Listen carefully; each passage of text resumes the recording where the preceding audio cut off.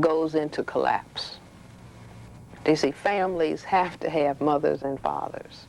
If you take, if you take one father out of a neighborhood, you see, then the child who doesn't have a father can make up the difference with the other fathers. But when you take 90% of the fathers out by a dynamic, you see, you have really crippled the entire people. So that when the father is removed and he cannot play the role as breadwinner, and the mother play the role as, the support giver of the emotional well-being of the children, then you're going to produce certain kinds of behavioral aberrations. If the mother is forced to be the breadwinner as well as the giver of emotional supports, you see, then the emotional supports go wanting. You can produce depression. You see, if a mother, if that balance is not there, the father as the breadwinner, the mother as the primary emotional support of the developing child, if that's not in place, then you can produce symptoms of depression in children. Now, if children are depressed, these are some of the things that they will do. If children are suffering depression and dependency deprivation, they will become preoccupied with sex prematurely, and so therefore we get teenage pregnancy. They will not have the necessary emotional supports to tackle academic work, so we get school dropouts. A sufficient degree of depression, somebody says, well, here, if you drink this, you won't feel so bad, little boy. Or if you take this drug, you won't feel so bad. You'll feel real cool. Do you see? And so that's the way I say that we get teenage pregnancy, we get school dropping out, and we get use of drugs. If you take large numbers of fathers out of a community and male children do not have fathers to model their behavior after and to lean against so that they gain strength and confidence in themselves as male children, then you will have children forming together in gangs. You see, engaging in destructive activity. So I see that all of these plays are, do you see, coming about because the white king is, in our analogy, do you see, put the black king in check. And black people have not understood these dynamics, do you see, or they knew something was happening and they were begging for it to stop, do you see, but it can't stop. And so I say that now, once we make this analysis of what the dynamic of white supremacy is really all about, then we have to go into certain kinds of behavior formation.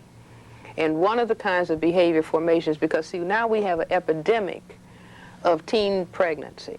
And there's no way in the world that a teenager can rear a child to emotional maturity. Do you see? That's not possible. Okay. So I say that we have to understand that this dynamic, white genetic survival dynamic that has checkmated the black king or put the black man in check, do you see, this is going on. But if we begin to understand that that is happening and then consciously codify our behavior, this is on the black side of the chessboard now, so that I have a rule: no black woman under the conditions of white supremacy should have a child before she's 30. No black male should become a father until he's 35. No more than 2 children, no closer together than 3 years apart. Do you see? Now, what am I doing? See, the white supremacy dynamic is not only putting the black male in check, but it is to inferiorize the behavioral functioning in order to hold an oppression, in order to have that sense of, look at them and I'm superior to them. I really feel genetically inadequate, but I get a psychological kick by seeing them in a very degraded state. Do you see? And so the counter move is to understand what this dynamic is all about. I mean, it's just like if you're in a sailboat and you want to get to a particular point on the other side of the river, you have to know the current of the wind and the current of the river, and you tack against that force to get to the point where you want to go. And so I'm saying that as political, like at this point in time, black people say, well, politics is going to the polls and voting.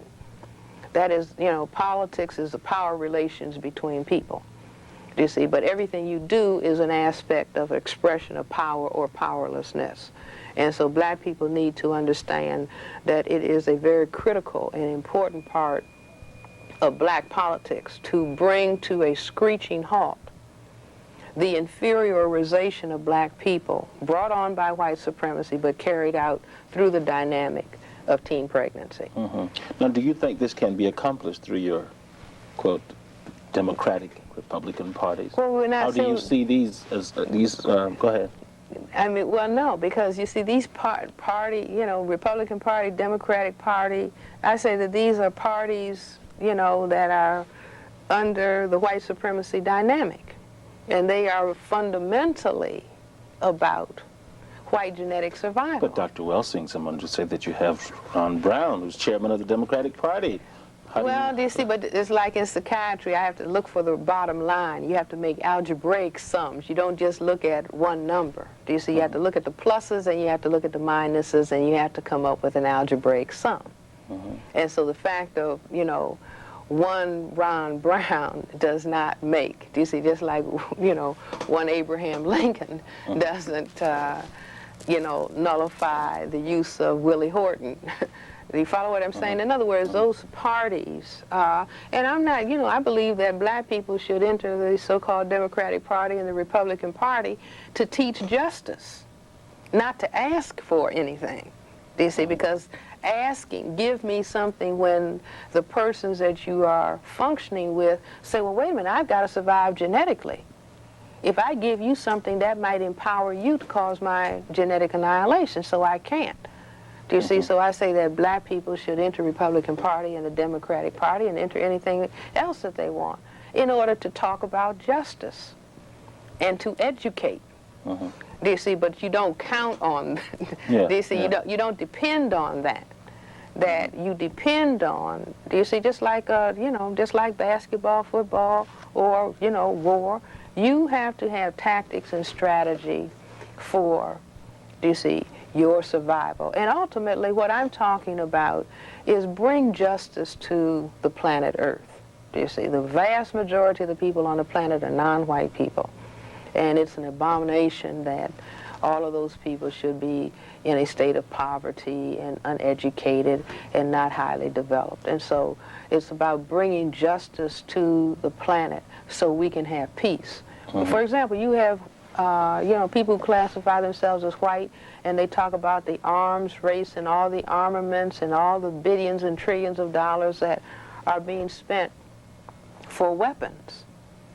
Do you see? But it's, you know, if you just talked about the white elderly struggling to, you know, make ends meet, do you see, or the white children that need to be educated. Well, we can't, you know, educate you because we've got to spend this money on armaments. Those armaments are to maintain white supremacy. All those weapons surround all the non-white people on the planet. Do you see? And that old game about it's a capitalist versus a communist, everybody sees, well, that's, you know, obviously that's not real. Well, and where do black soldiers in the military fit in on the chessboard here? Well, they're, you know, you could call them pawns, you know, being used by the other side. I mean, the non-white people are used to, you know, to the extent that they are, you know, my father fought in a war, and I could say the Second World War was about, you know, which white brother is going to have the control of what.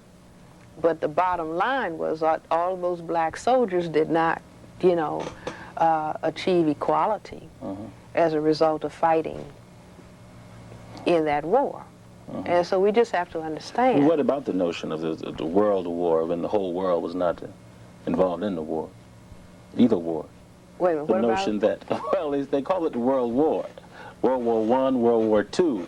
But everybody in the world wasn't fighting. Well, large numbers of people in the world, do you see, were brought into the war. Do you see, World War I and World War II, and who's going to have control of what group of non-white people. Large numbers of the world is divided up. Well, I want you to take me into your office, though, without... Go right ahead. But not charge me anything. This question again about the impact that white supremacy power is having on black children, because you're in the area of child psychiatry, and adults. What are you seeing in your office? What are some of the problems that you see originating out of?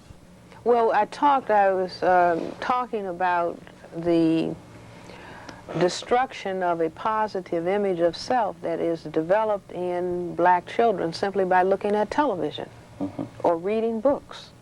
Do you see, where they don't see their image and the enhancement of their image? That's critical for brain-computer functioning. Do you see, if I'm trained not to love and deeply regard myself, then my functioning is being cut in half. The attack on the black male under white supremacy, I say, is a major reason for the destructive relationships that very often go on between black male and female. Do you see, again, it's like divide and conquer. You see, you can make a man not get along with his wife by refusing to promote him on a job. I mean, that can happen with a white male. Do you see? If he isn't advancing on a job and he starts feeling bad about himself, and so he goes home and kicks a dog and argues with his wife. Do you see? Because his sense of self. But most of us will just look at that particular microcosm of this woman and this man and say that, you know, what's wrong with him? Exactly. Or what's wrong with her? Exactly. And not be able to look. Well, we're trained in that way.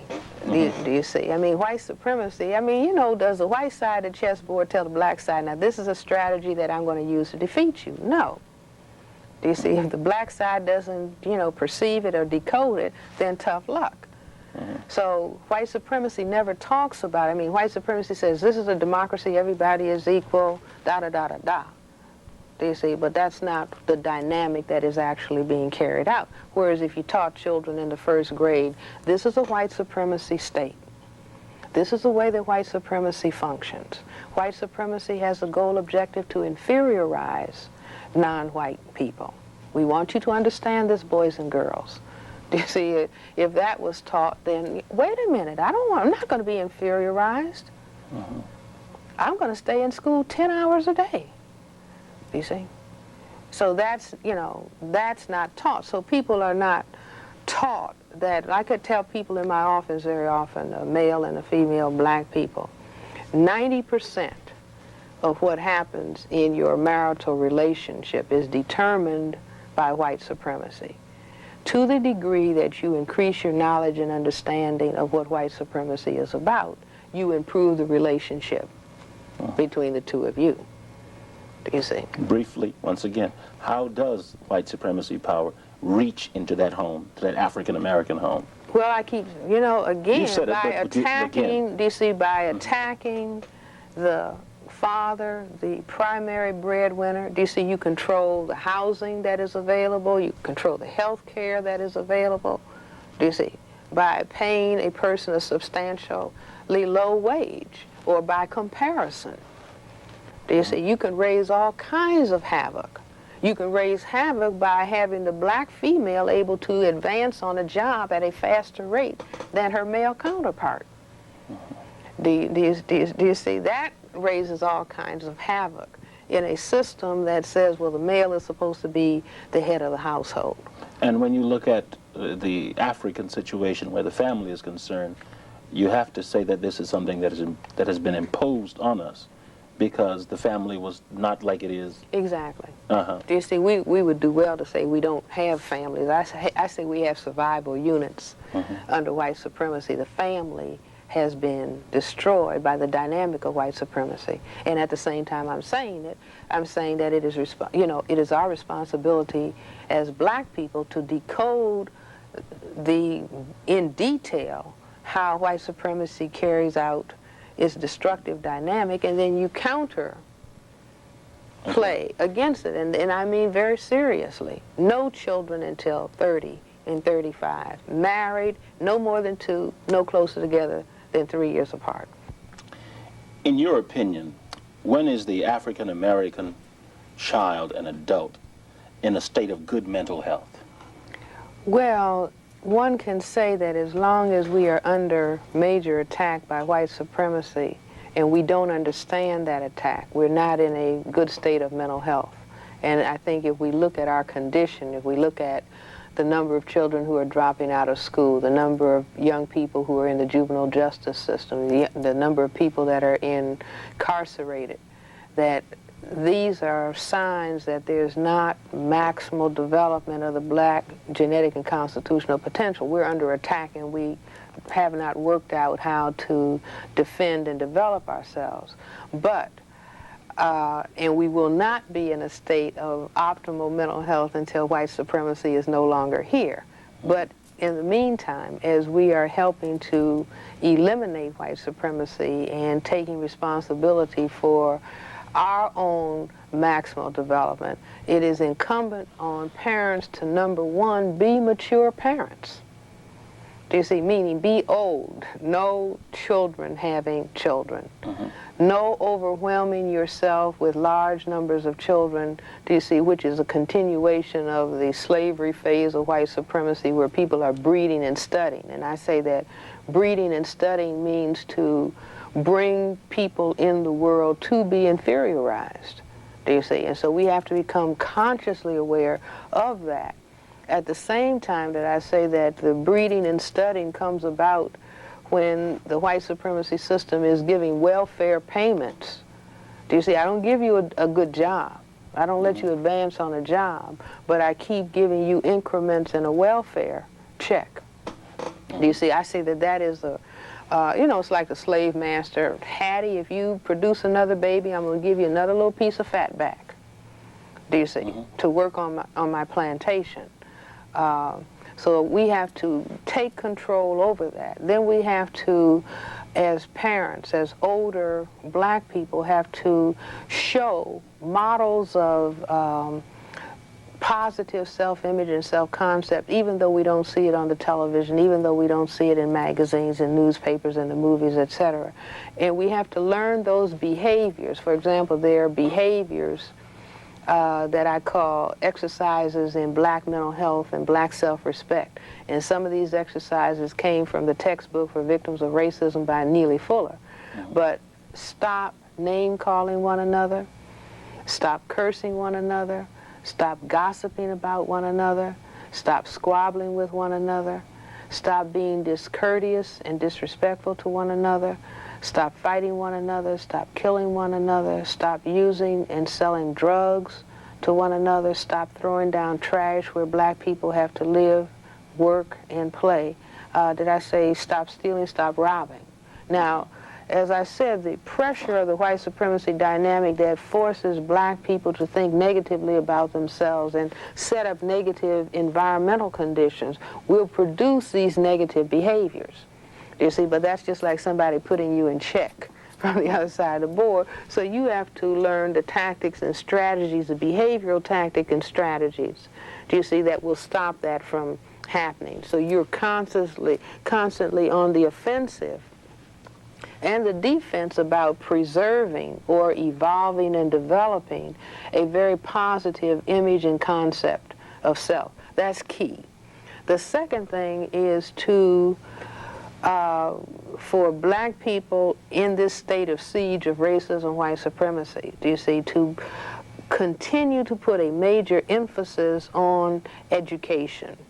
And I have been critical. I don't want to talk about another television program, but I don't like the program Sesame Street. I'll tell you why. I think that it was a program developed for so-called inner-city black Hispanic children. And so you have the background is garbage cans, and then you have this big silly goose.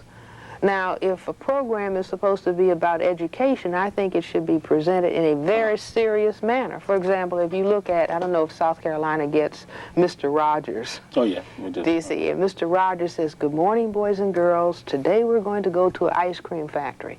Not a silly goose. Do you see? And a dumb big bird and a whole lot of noise and creatures coming out of garbage cans. Do you see? We're going to go to an ice cream factory and we're going to see how ice cream is made. Now that's education for children, do you see, who are going to have a responsible role in the society. And so I say consciously or subconsciously, that the Sesame Street is like Bantu education. Now somebody will say, well, they disagree. That happens to be my opinion, and I see it as conscious or subconscious thinking coming from the other side of the chessboard. But I think that to the extent that black people are able, that they should teach their children that education is very, very important, that you cannot ask anybody else to do and make perfect for you, that you must do it and develop it yourself, and you're not going to do it without an education. And I think that black children need to learn about the African past. Do you see, you have done a splendid job with your series, For My People, do you see, in the episodes that you have talking about ancient African history that black people are deprived of. Do you see, that is not taught any place that I know of, and it should be taught, just like I think that white children, if they are taught the history of their ancestors in Europe, fine. Do you see, but then the ancestry and the ancient history of all other peoples should also be taught, not just, well, you were enslaved and in 1863, do you see, Abraham Lincoln emancipated you. That's not the history, do you see, of African people who happen to be living here in America. We have the oldest history, and people in Europe went to Africa to learn years and years ago, do you see, and that should be taught. If it's not taught in the school system, then black people have to teach it, whether they teach it in school, in churches, or whether they teach it in homes. But this must be taught. And also, you have to understand the game that's on the table. Do you see, you don't take somebody to the football field and stand them up and say, play, without telling them what the game is all about. You don't go to the chessboard without being taught. You see, what is the object of this game? Which gets to my next question. You will hear many black parents complain that, and adults complain that the younger people don't know what racism is because it is more subtle than it was. More refined. Yeah, all right, 20 years ago. What should black children be told about white supremacy? Everything. Absolutely everything. Do you see? But I think that the relationship between black and white people, Neely Fuller, I keep referring to him, I consider that he has done some very important work, you know, in terms of understanding white supremacy, but he talks about the relationship between black and white people being tacky. Do you see? Because there's not a lot of truth shared. A tacky relationship is 90% lies and 10% truth. Do you see? And at best, the relationships between black and white people more are specifically, tacky. when you say tacky, what do you mean? Meaning that there's no discussion about white supremacy. Do you see? That's lied about. And Small talk. I mean, it's like a married couple. Do you see? Where they are lying to each other as opposed to sharing truth. That a lot of lies go on, a lot of deceit goes on in the system of white supremacy. And so I think that black parents should tell their children everything, do you see? But instead of, well, I don't want to tell the child because it really is so horrible and I don't want to think about it. Do you see? That's incorrect. What does that produce in the child? Well, it's just a lack of understanding. Do you see, you have the child standing at the chessboard and you don't tell them what the game is all about. You don't tell them the plays that are going to come from the other side of the board, so the child is in a state of, you know, being checkmated, or the other side keeps saying check. And so the child just stands there. I can't play this game. I don't really know what's happening. As a matter of fact, I say that black people greet each other by saying what's happening because we don't know what's going on. You see, now is the time, before we enter the 21st century, for us to fully understand exactly and specifically what white supremacy is all about, and people at all ages should know. What should black children be told about white supremacy? Exactly what we're talking about here. Do you see? And more, that white supremacy is a system of behavior evolved by a tiny minority of people on the planet who are genetic recessive to the majority. And these behaviors that oppress and hold non-white people down are for the purpose of white genetic survival. These are very unjust behavior, boys and girls, or children, you see. And we have been asking that these behaviors stop, but because they consider these behaviors to be survival necessity, they continue. So therefore, this is what we must do. Do you see? We must learn how to take ourselves very, very seriously. Do you see? We must learn how to respect ourselves. We must learn how to respect one another. You see, I say even respect white people. Do you see? But be aware, that's like if you're on opposite teams, baseball, basketball, football, you can respect the team that's playing against you, but know that that team is playing against you. You see? And that ultimately what we're talking about is establishing justice and peace on the planet. But this is like a war that's going on now. Do you see? And our responsibility is to bring justice to the planet Earth. Do you see? But it's going to be a very difficult struggle because the people on the other side are very, very much afraid. And so therefore they are doing some very, very destructive and negative things. We must be aware of that.